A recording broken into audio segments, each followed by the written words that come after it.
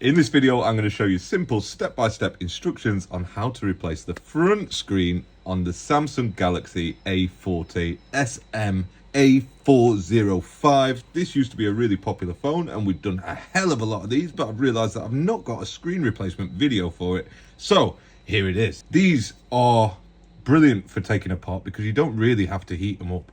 Like this one's already coming apart, look at that, it's like talking to us. Anyway, if I'm going to start on this side because obviously that side's too easy to open. Right, if you've not got it open, the easiest way to open these is to get a razor blade. You're going to insert it just like that into the gap between the back cover. It's a plastic one, this, so you don't have to worry about cracking it, and the edge of the bezel there. And you're just going to create a very small gap. That's going to sort of cut the adhesive. Once you've done that, you can get a drop of isopropyl alcohol. Honestly, all of them are this easy to remove as well, so you don't need heat to do it. Add some alcohol under there, and then we're going to insert this guitar pick. And look how easy it is. It's going to come away so easily, this one. Just run it up there.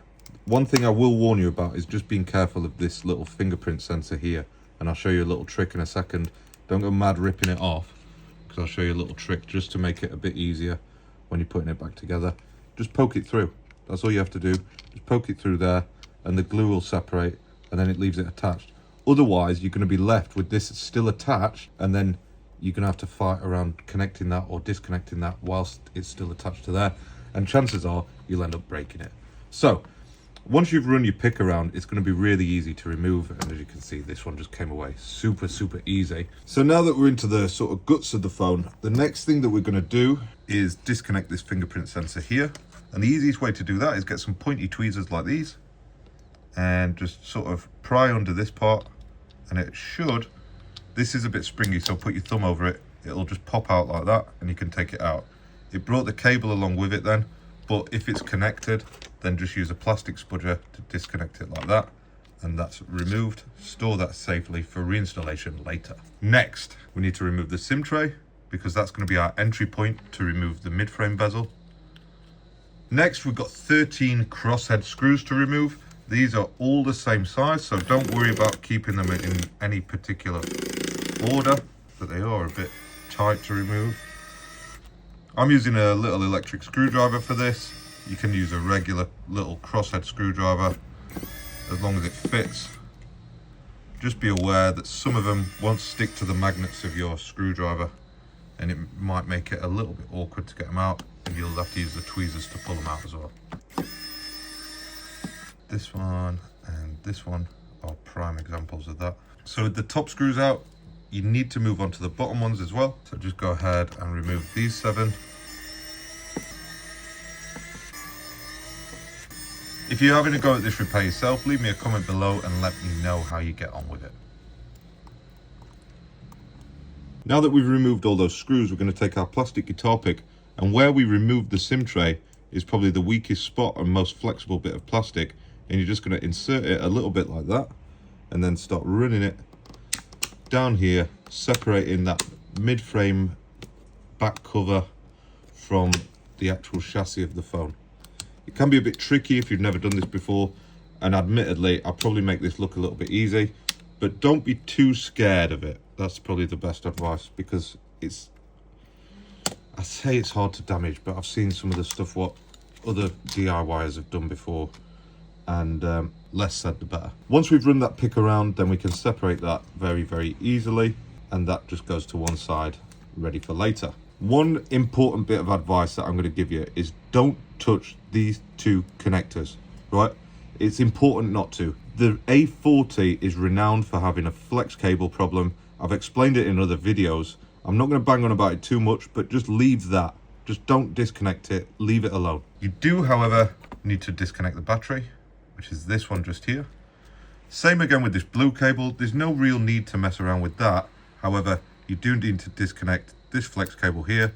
That's the one that connects the screen to the rest of the phone. It connects here, and then the power for it runs up to here and is controlled by the main board up here. Another good tip what I will give you is, as soon as you've got the phone open at this point, then run some isopropyl alcohol around all 4 edges of the battery, and that's going to soak in underneath making the adhesive nice and easy to remove a little bit later on once we're ready to. Next up, we've got one little black screw just here.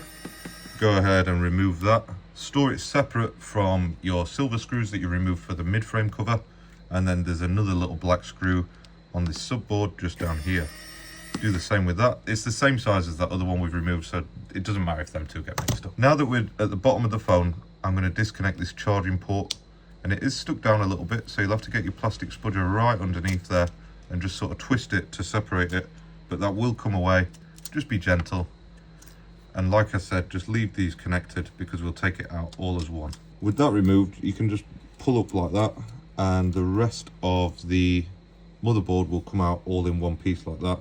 Just remember, do not disconnect these. Before I go any further, it's obvious that I need to remove the battery, but I'm just going to get my new part and check whether I need to remove the vibration motor or this ear speaker up there, because often they already have them included on these genuine Samsung service packs that I'll be using for this repair.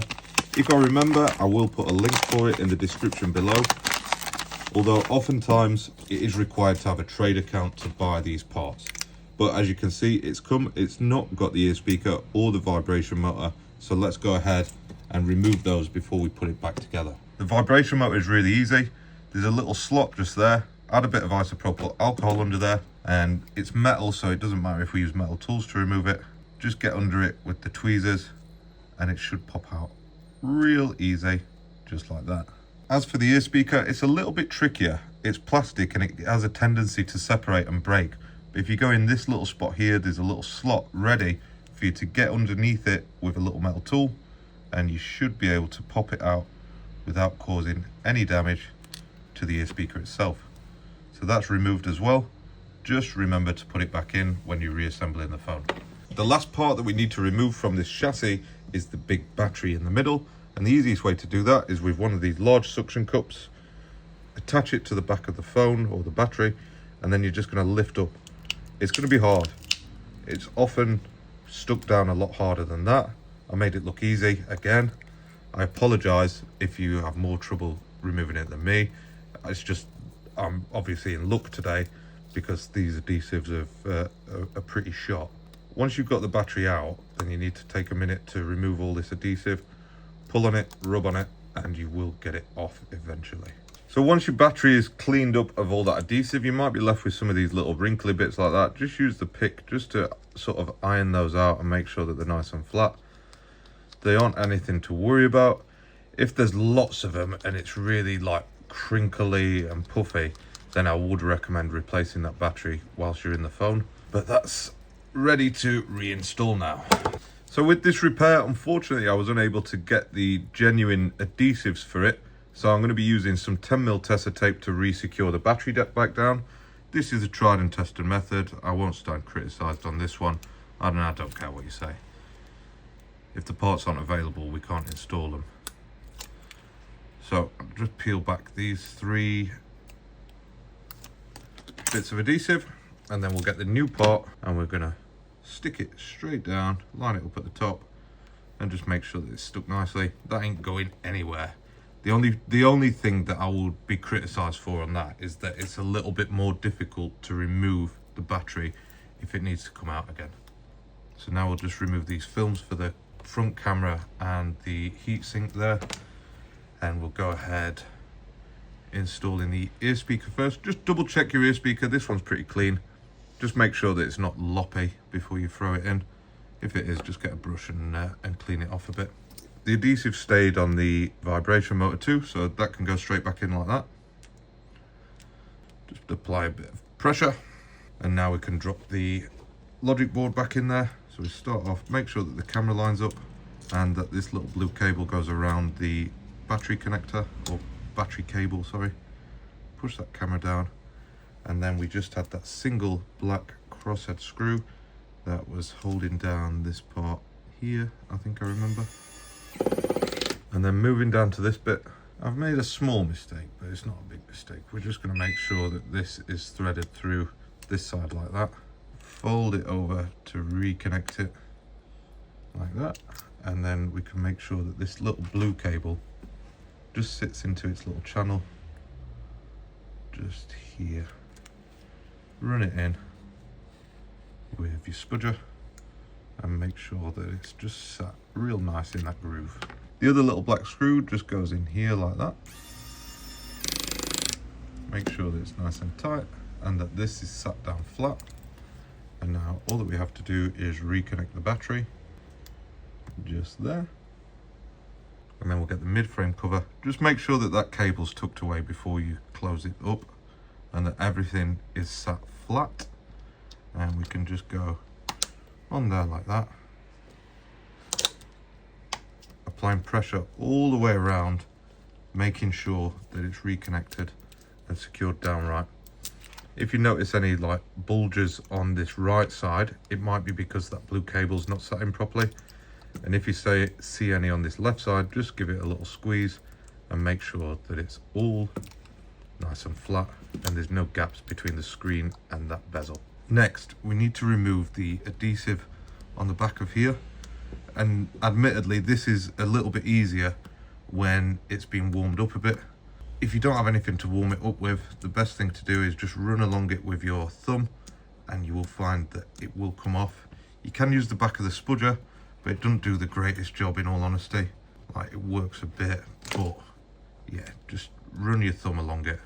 I'll cut this bit because it's pretty boring. You don't want to see me removing adhesive, but just a little note that you need to do the same on this one. Make sure that it's nice and clear of adhesive and ready to install. So I did save you the bore of watching me remove the glue from the mid frame and the back cover. This is nice and clean now and ready to be re-secured down. Just a little note, it would be a good idea to make sure that this phone turns on before you go any further and re-secure everything down. If your power button doesn't work, just give it a little push here. It's the way that it connects to the logic board. Put a bit of pressure there and push it down and you'll find that it turns on. And then we're just going to go ahead and re-secure all 13 of those little crosshead screws back onto this chassis phone mid-frame. I've used too much jargon in this video that I forgot what we're calling everything.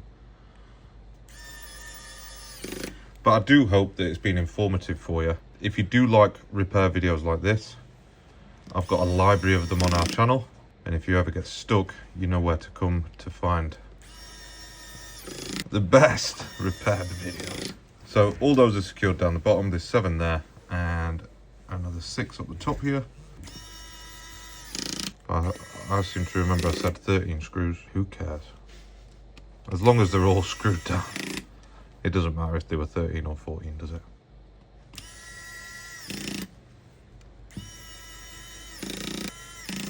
If you have got a screw left over, just have a good look over it and make sure that everything is secured down.